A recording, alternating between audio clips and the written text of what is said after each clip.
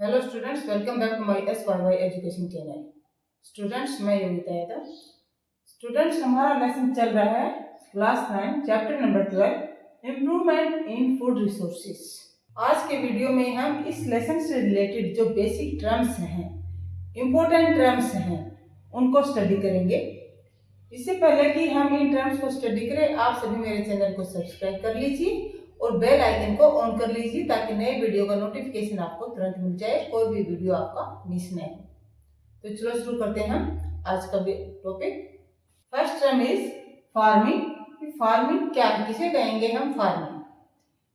It is the process the harnessing solar energy from plants and animals in the form of economic produce. Farming वो process है जिसके तहत हम solar energy को plants और animals के थ्रू गेन करते हैं। प्लांट्स और एनिमल्स के जो प्रोडक्ट्स हैं उनके थ्रू हमें गेन करते हैं, उसको करते हैं हम फार्मिंग। इकोनॉमिक प्रोड्यूस का मतलब क्या है कि इकोनॉमिक प्रोड्यूस मीन्स बिना चार्ज के, बिना पैसे के, इकोनॉमिकली बेनिफिशियली हम उसको गेन करते हैं।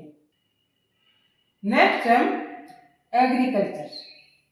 एग्रीकल्चर किसे कहेंगे? जैसा कि लेसन का नाम है इम्प्रूवमेंट इन फूड रिसोर्सेज, वहां से क्लियर है कि इस लेसन में हम स्टडी एग्रीकल्चर को स्टडी करेंगे। तो इसके लिए हमें मालूम होना चाहिए कि एग्रीकल्चर किसे कहेंगे, एग्रीकल्चर क्या है।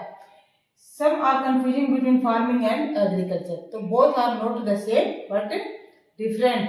Agriculture is term of farming, agriculture includes in farming.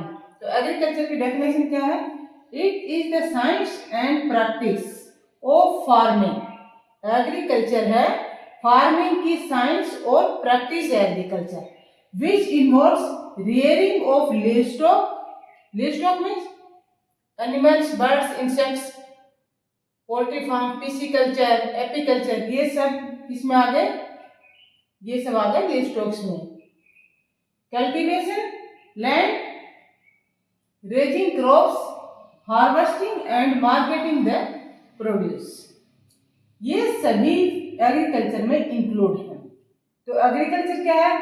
Agriculture is science and practice of farming. Agriculture farming की प्रैक्टिस है और इसमें इंक्लूड है rearing of livestocks, cultivation land, raising crops, harvesting and marketing the produce, यानी कि फसल को develop करना, लिवस्टॉक्स की रेयरिंग करना और उनसे जो प्रोडक्ट आता है उसको मार्केटिंग करना, उसको मार्केट में बेचना और उससे फिर बेनिफिट्स गेन करना, मनी गेन करना।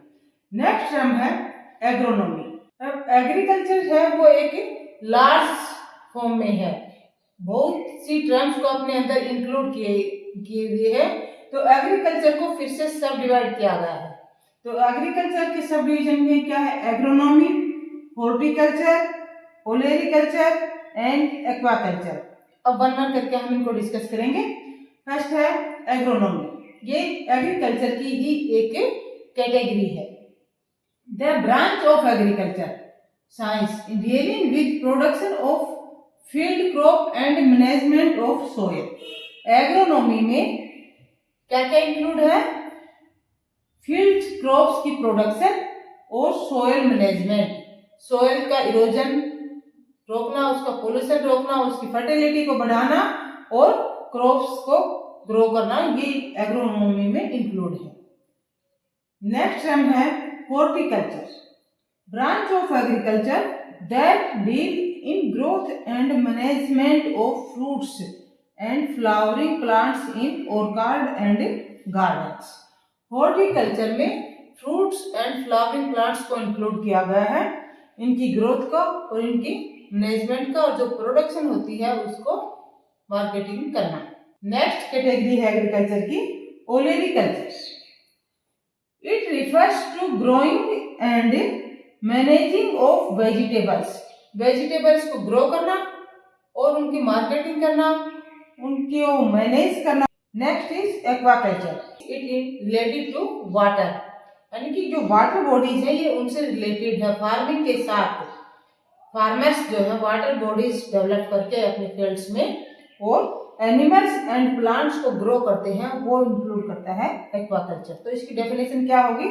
The farming and harvesting of plants and animals in water bodies for economical purpose. Economical purpose means पैसा कमाने के लिए, मनी गेन करने के लिए।